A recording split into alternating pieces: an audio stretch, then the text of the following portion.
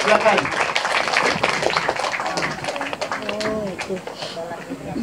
Nah, kita beri sambutan yang meriah. Tuh, udah. Saya tadi datang dan dia nggak kayak gitu. Kalau Bapak Oh, kecil banget. Jadi gini udah.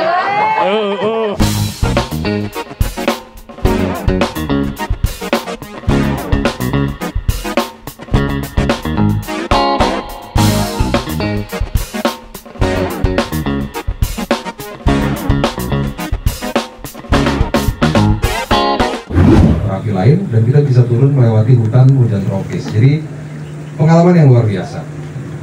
Selain itu juga secara alam Lombok ini memiliki kekuatan karena karena bentuknya itu, karena ada pantainya banyak dan ada gunung. Jadi sehingga menimbulkan banyak sekali variasi dalam hal budaya. Misalnya kita bisa lihat ada kopi yang spesial dari daerah ketinggian, lalu juga adatnya juga banyak dan influence dari Balinya ada, dari kultur Islamnya juga ada. Jadi pasti sangat beragam sebenarnya kalau kita mau cari. Walaupun populasinya tidak banyak, tapi tentu secara alam dan secara budaya memiliki kekhasan dan kekhususan yang tidak dimiliki tempat lain. Gitu Mas. Oke. Apa yang dijelaskan oleh Mas Niko tadi itu juga apa yang saya rasakan juga. Karena saya pernah naik Gunung Rinjani juga sendiri loh. Habis itu ke mana air terjun itu ya.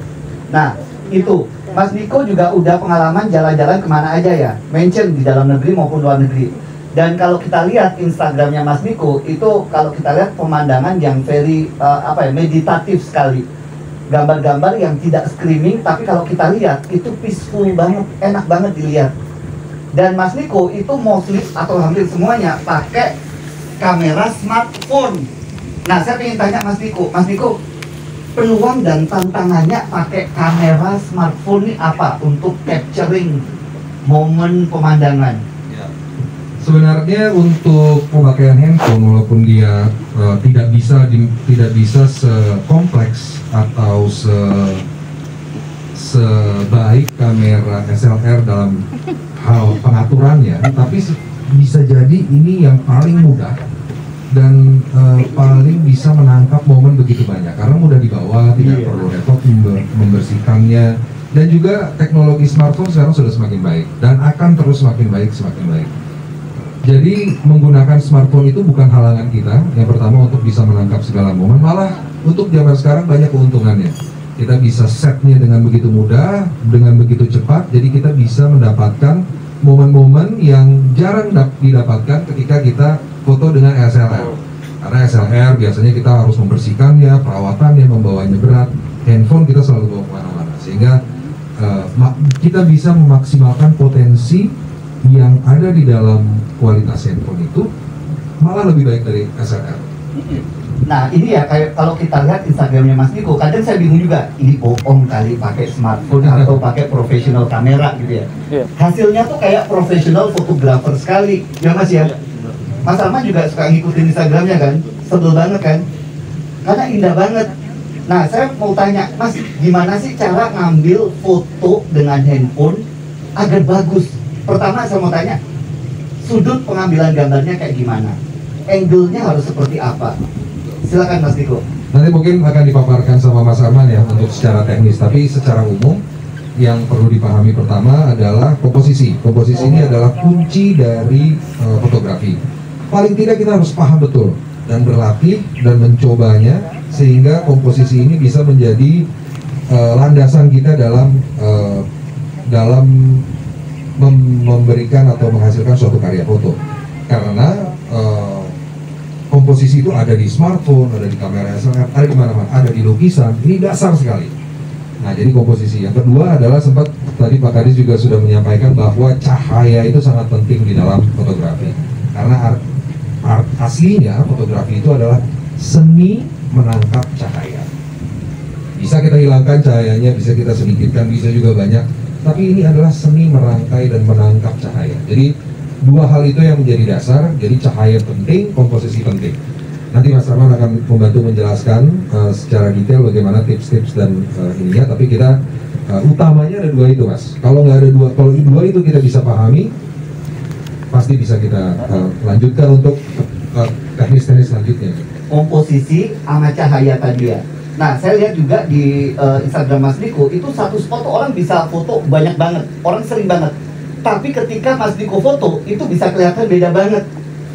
Itu gimana caranya, Mas? Kalau itu mungkin karena personal ya, saya cara fotonya juga saya mungkin berbeda daripada sebelumnya nih. Waktu saya belajar foto di awal-awal, wah saya sangat semangat mencari momen yang tepat, mencari waktu yang harus terbaik, sibuk gitu dalam mencari foto. Tapi belakangan saya justru lebih ingin mengalami momen itu dulu, sehingga ketika saya mengambil gambarnya, emosi itu terekam. Jadi saya nggak sibuk ngambil foto, jarang sekali saya ngambil foto di satu momen gitu. Biasanya saya nikmatin dulu, saya pahami dulu, saya rasakan dulu suasananya, baunya kayak apa di pinggir laut, anginnya arahnya kemana. Dengan begitu kita akan lebih sensitif. Dan ketika kita lebih sensitif, ketika mengambil gambar akan lebih powerful, akan lebih terasa apa yang kita rasakan. Biasanya begitu. Dulu sih saya jujur aja awal-awal, wah saya sibuk setiap sunrise, sunset, matahari bagus, sampai saya lupa sendiri berinteraksi dengan orang langsung, melihat matanya, mendengarkan suaranya. Itu saya lupakan ketika saya sibuk ngambil foto. Tapi sekarang saya lebih mengapresiasi real conversation, real experience kayak gini nih.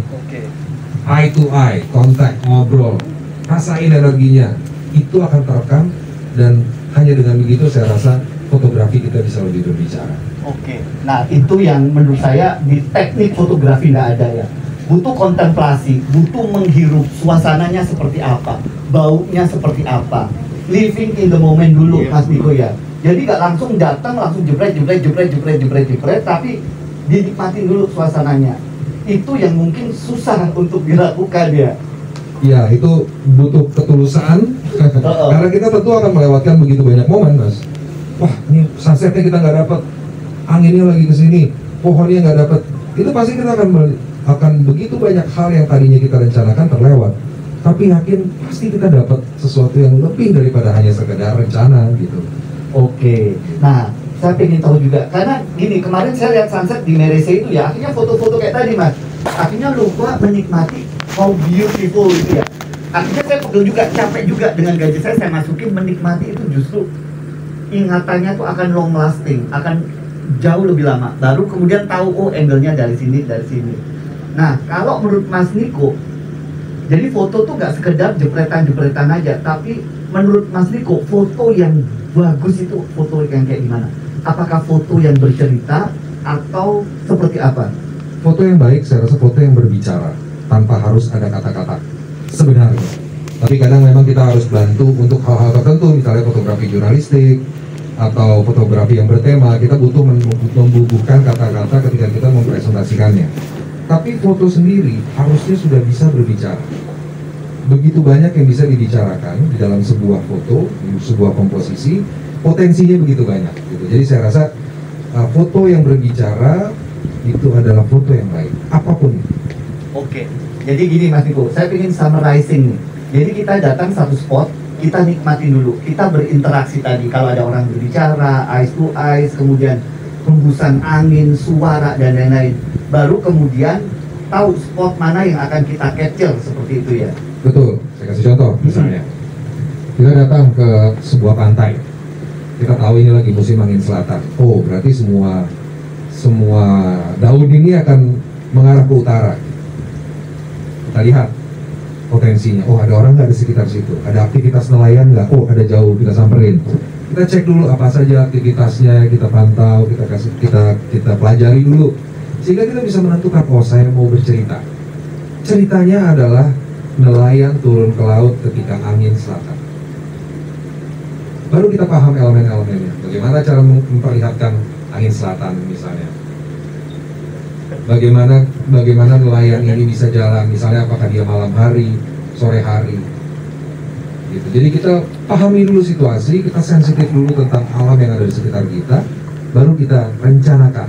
Itu akan menjadi planning yang lebih baik dan akan menghasilkan foto yang lebih baik, insya Allah. Mas Diko, foto yang bercerita tuh kayak gimana sih? Kalau misalkan teman-teman mau foto di pariwisata, foto yang bercerita tuh kayak gimana? Ya. Biasanya ini juga akan menjadi challenge Mas nanti ya. Ini catatan untuk nanti teman-teman akan mencoba memfoto situasi di sekeliling kita ini di Mandalika. Tujuannya adalah berikanlah foto yang bisa mengundang atau bisa memperlihatkan keindahan, cerita atau apapun yang berkaitan dengan yang alam yang ada di sekitar sini. Tapi biasanya foto yang bercerita itu memiliki dua narasi di dalam satu foto. Misalnya, kalau kita foto satu orang berlari, itu kan satu cerita. Tapi orang berlari di pinggir pantai ketika sunset, itu kan ada dua narasi. Kenapa ada dua narasi ini bisa bercerita dan kenapa bisa baik? Itu karena bisa membawa pengalaman personal orang yang membaca. Orang yang melihat foto itu, dia membayangkan dirinya. Wah, saya berlari kecil di pinggir pantai ketika sunset. Pasti suasananya kayak gini, pasti anginnya enak, pasti ada suara deburan. Itu konteks yang bisa menambah value atau nilai dari sebuah foto. Nah, ini juga akan menjadi challenge nanti fotografi yang diambil ketika nanti kita memberikan waktu, tentu saja kita minta satu foto yang memiliki minimal dua narasi, dua konteks, sehingga kita bisa berbicara lebih daripada sekedar apa yang kita lihat.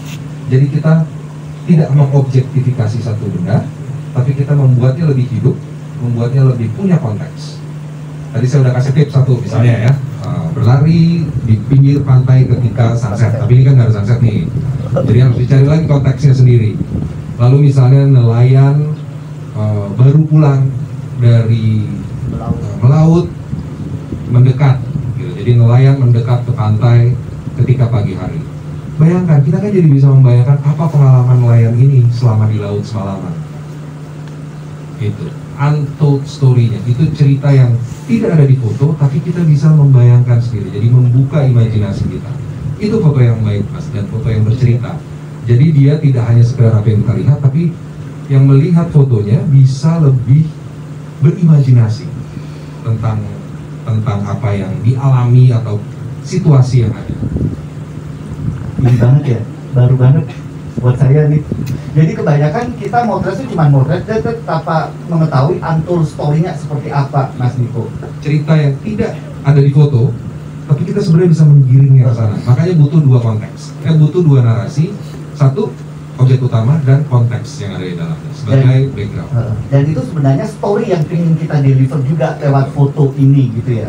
Dan itu yang akan lebih membuat misalnya kita ingin mengundang orang ke tempat kita karena keindahannya tidak hanya sekedar satu hal, dua hal, tapi bisa melihat konteks secara umum karena pasti konteks ini berbeda-beda di setiap waktu, di setiap tempat. Oke, ini menurut saya penting banget karena saya sendiri kalau motret asal jepret tapi nggak tahu story-nya apa. Jadi nanti bisa digali, oh story yang ingin saya sampaikan tuh ini. Dan tadi kata Mas Niko, ada minimal 2 story. Jangan lupa nanti hadiahnya cukup menarik ya Mas Leri ya. Jadi hadiahnya ntar ada apa? Smartphone, kemudian ada smartwatch, kemudian ada earphone. Jadi seriously, tapi jangan stres juga, bikin seneng. Ini exercising, ini latihan. Apa yang diucapkan oleh Mas Niko tadi, nanti apa yang disampaikan oleh Mas Arman, kita coba aplikasikan di sini. Story ini luar biasa, saya baru tahu juga. Ini saya kasih contoh, ini tadi sama satu blogger nih, wah Andi, terima kasih. Ini ada satu foto ya, ini bagus sekali sebenarnya fotonya secara komposisi dan juga warna dan lain-lain ya. Ini kan tenun di Sumba, tenun di Lombok yang berbeda tentu dengan tenun-tenun yang lain karena pewarnaan alami. Nah, ini kan foto satu cerita nih, foto tenun. Tapi ini ada sebenarnya kalau nggak diceritain, saya nggak tahu ini pewarna alami. Nah, gimana caranya kita tahu ini pewarnaan alami dan ini adalah tenun di dalam satu foto? Nanti komposisinya belajar, gitu. Tapi intinya begitu, ya. Jadi selain objeknya, lihat konteksnya. Saya kasih contoh lagi satu ya. Nah, misalnya nih, Ini kan ada foto seorang perempuan sedang menenun. Ini satu cerita nih. Tapi bayangkan, dua foto ini bisa menjadi satu foto. Perempuan ini menenun di kampung adat, dusun Belek. Bayangkan dua foto ini menjadi satu, akan lebih powerful. Jadi kita tidak terlalu banyak bercerita, tidak perlu esai foto, tapi di dalam satu foto itu bisa lebih kuat. Gitu. Dan ini bisa jadi ini dalam satu komposisi yang bagus. Jadi foto yang indah bukan hanya secara komposisi, secara cahaya, tapi juga punya storytelling, punya pesan yang dalam juga. Jadi itu ya, jadi untuk promosi wisata ini kita butuh mengkampanyekan Mandalika atau Lombok dengan storytelling yang kuat juga. Jadi nggak sekedar pantai yang indah dengan komposisi dengan cahaya yang bagus, tapi dengan juga cerita yang bagus. Nah itu yang kita semua butuh latihan, termasuk saya juga ya. Nah ada lagi nggak Mas Niko tips untuk fotografi lewat smartphone ini? Ya, tentu dengan smartphone kita akan lebih lincah ya. Lebih lincah artinya tidak perlu ngeset lama-lama. Jadi capture moments, tapi nanti ketika mengambil, yang pertama etika harus dijaga. Ketika ingin memfoto seseorang harus punya izin. Apalagi orang itu misalnya kita tidak kenal dan kita tidak tahu apakah mereka mengizinkan untuk difoto. Karena ini sangat penting di dalam fotografi, karena jangan sampai ini menjadi masalah kemudian hari ketika orangnya tidak berkenan. Kita nggak bisa pakai foto itu. Ya. Yang pertama itu etika dalam berfoto, lalu kita lihat lagi sekeliling, kita sensitif. Ini matahari agak keras, ini akan menjadi tantangan karena bayangan akan sangat keras. Jadi hindari cahaya-cahaya atau bayangan-bayangan yang keras kecuali memang ingin disengaja. Lalu satu lagi nih, ini gambar yang kita kayaknya hampir semua sudah pernah terekam di kepala kita. Masih ingat nggak Mas? Foto perempuan Bali berjejer membawa buah-buahan, belakangnya foto Gunung Agung. Itu dia, dua cerita dalam satu foto. Dia tidak hanya orang menyungsung bawah itu, tapi di setengah sawah dengan background Gunung Agung. Itu powerful banget, terekam sampai sekarang. Itu salah satu contoh fotografi yang bisa mempromosikan satu tempat itu dengan baik. Selalu ada minimal 2 konteks. Nah, makanya ya, tadi saya mikir ini diomongin enak tapi sebenarnya susah. Makanya kenapa tadi jadi challenge. Makanya jadi challenge. Makanya kenapa Mas Riko tadi bilang kalau mau foto sebaiknya nikmatin dulu. Setelah menikmati suasana, kita bisa baru gali story-nya. Kalau enggak, jadi foto yang biasa, foto yang average, dan average itu boring. Jangan jadi rata-rata, karena rata-rata membosankan. Investasi waktunya, itu kata Mas Niko tadi, merenung dulu, nikmatin suasana dulu, kemudian baru composing story-nya apa nih, mau ngambil apa nih fotonya. Kalau komposisi, cahaya, dan lain-lain kita akan pelajari, selain dari Mas Niko juga dari Mas Arman. Nah, saya pengen tahu Mas Niko nih, fotonya kan bagus-bagus tuh di Instagram, itu diedit-edit dulu nggak sih? Atau Mas Niko tahu nggak sih, ada yang waktunya diedit, ada yang nggak perlu diedit, atau ya dibiarkan gitu aja? Ya, jarang saya melakukan editing yang apa ya, yang rumit lah gitu. Paling saya cuma naikin kontras sedikit, nurunin kontras, tergantung cuaca seperti ini mataharinya keras, mungkin saya akan turunin sedikit backlightnya, tapi itu bukan esensinya. Menurut saya itu untuk mempercantik, untuk memperindah aja, tapi kekuatannya sendiri itu ada di momennya, dan itu mestinya bisa terekam gitu. Nah, sekarang juga karena kita mudah sekali membuat frame itu terkomposisi ulang karena crop ya, itu akan mempermudah kita. Jadi kita bisa mengambil gambar lebih cepat, mengejar momen. Nanti ketika kita edit, paling nggak hanya komposisinya aja, supaya dia misalnya kalau mau di tengah, mau di samping, mau di zoom in, itu bisa dilakukan gitu. Apalagi mudah sekali sekarang di handphone, nggak perlu masuk ke aplikasi-aplikasi yang ada di laptop. Jadi dengan teknologi digital, dengan apa yang ada di smartphone, itu everything is already there, ya. Udah ada. Dan tadi nggak ada extreme editing ya, kontras ini itu aja. Nah, saya mau tanya lagi ke Mas Niko nih, terakhir. Bukan tanya sih, sebenarnya ada nggak motivasi buat ya saya, buat teman-teman di sini yang bukan professional photographer tapi pengen menghasilkan foto yang professional look alike? Ini kan fotografi memang sudah tidak lepas dari kehidupan kita sehari-hari. semua orang dengan mudahnya punya akses kamera karena di handphone sekarang rata-rata sudah berkamera. Dan ini tentu saja bisa menjadi dokumentasi pribadi, keluarga, mengingat momen masa lalu dan lain-lain, sampai ke level mempromosikan wilayah yang kita cintai. Nah, saya rasa ini memang sudah tidak bisa dihindari, dan fotografi yang baik itu tentu akan bercerita lebih banyak. Jadi belajarlah membuat paling tidak dasar-dasar fotografi, memahami komposisi, memahami cahaya, nanti juga ada lanjutannya memahami pola, membuatnya lebih estetik. Karena fotografi ini bisa kita nikmati sampai kapanpun.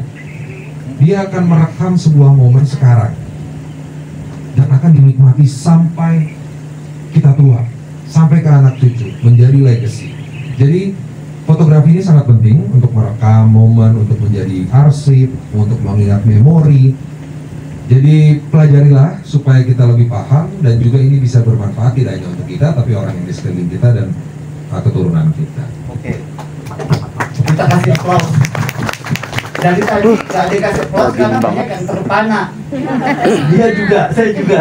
Tapi Mas Niko punya ability to explain yang luar biasa. Nah, pertanyaan terakhir Mas Niko, tadi kan foto itu legacy, foto bisa kita bawa dan bisa kita lihat sampai kapanpun.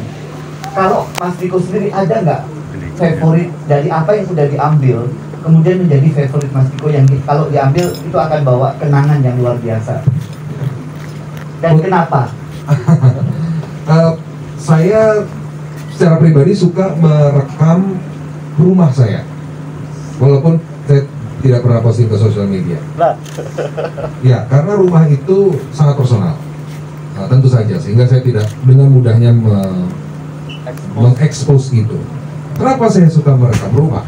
Nah, rumah ibu saya, rumah yang saya buat, dan lain-lain lah. Karena waktu kecil itu saya sering difoto, dan zaman dulu tahun 80-90-an itu orang suka nge-crop fotonya. Suka apa? Nge-crop foto-foto saya lagi kecil itu, backgroundnya rumah saya dipotong sayanya, terus dikolase gitu. Jadi saya sebenarnya kayak lihat rumah saya yang dulu tuh kayak gimana gitu. Ah, TV-nya zaman dulu ada satu foto yang belum sempat, yang selamat tuh, nggak, beberapa foto yang selamat nggak ke-crop. Tapi kan zaman dulu suka gitu, Mas.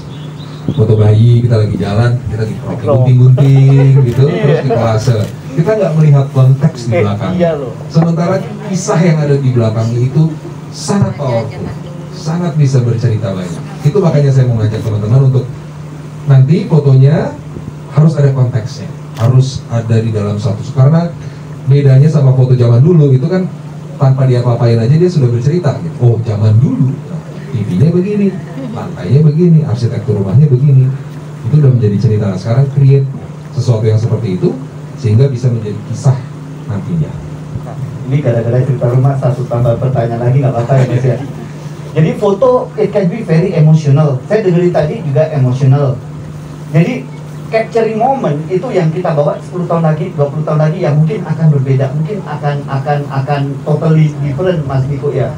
Jadi foto sebenarnya powerful. Ini kayak galeri kenangan-kenangan seperti itu ya.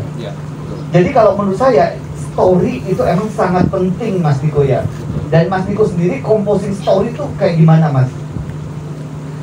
Kalau misalkan datang ini composing itu kan yang paling susah ya. Itu gimana sih cerita? Saya pengen gali itu.